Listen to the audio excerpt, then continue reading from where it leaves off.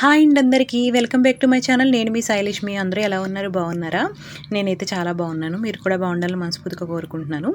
ఈరోజు వచ్చేసి సోమవారం లాగండి. ఈరోజు ఏంటంటే ముందు రోజు గ్రహణం అయింది కదా, అంతా హడావుడండి. మొత్తం అసలు ఖాళీ అనేదే లేదనమాట. ఎందుకంటే ముందు రోజు లేట్ నైట్ పడుకుంటాం కదా, ఎందుకంటే ఆ టైంలో నేను పౌర్ణమికి పూజ చేసుకుంటానని చెప్పాను కదండి. ఇంకా చేసుకోలేదనమాట. ఎందుకంటే ఇంకా గ్రహణ టైంలో చేసుకునేది ఎక్కువ ఫలితం అంటారు కదా, ఒకసారి చదివితే 1000 సార్లు చదివిన ఫలితం వస్తుందంటారని చెప్పి ఇంకా ఆ టైంలోనే చేసుకున్నాను పారాయణదిని. ఇంకా లేట్ అయిపోయిందనమాట.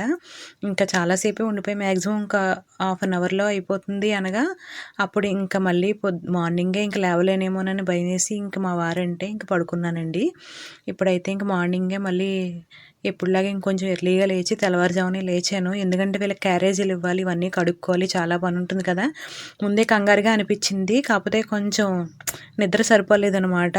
ఏంటంటే మనకి నిద్ర పట్టేదే ఆ టైం కదా ఎప్పుడు కూడాను. ఇప్పుడైతే ఇంక లేచిన తర్వాత ముందుగా స్నానం అది చేసేసి తలకి, తర్వాత ఇవన్నీ ముందు వాకిలి ఇవన్నీ కడగాలి కదండి. కడిగి ముగ్గులు పెట్టి ఇక్కడ గదులు అవి కడిగేసుకుని, వంటగది కడుక్కుని, గ్యాస్ స్టవ్ కడుక్కుని, ఇవన్నీ చేసుకుని వీళ్ళకైతే పులిహార చేసి ఇచ్చేసానండి.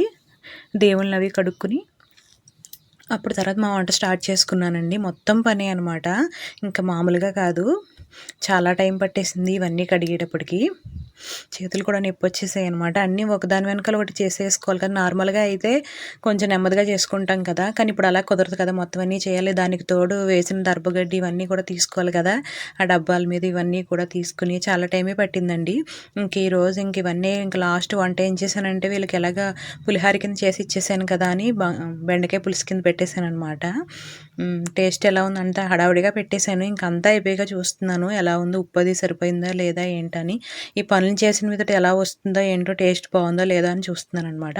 టేస్ట్ అయితే బాగుంది. ఇంకా తర్వాత మిగతా పనులు, ఇంకా బట్టలు ఉన్నాయి.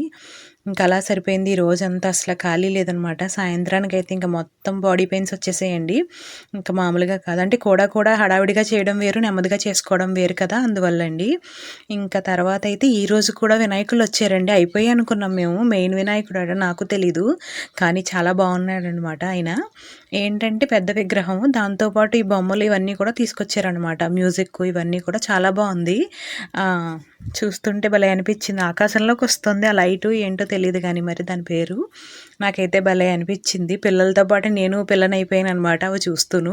ఈ 2 రోజుల నుంచి ఇదే పని అయిపోయింది నాకు, చూడడం చాలా సరదాగా అనిపించింది. ఇప్పుడైతే ఇవి వస్తున్నాయన్నమాట.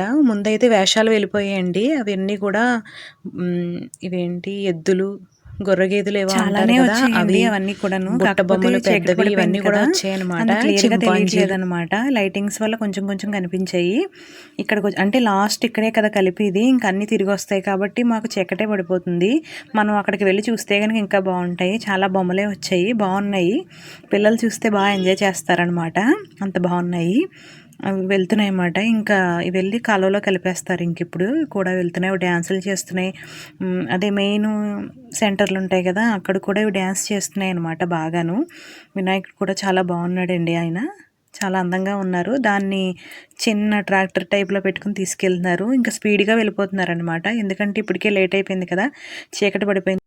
మ్యూజిక్ బ్యాండ్ అది కూడా వచ్చిందనమాట. వెనకాల అందరూ పాత పాటలు పాడుతూ అది వస్తున్నారు. చాలా బాగుందండి.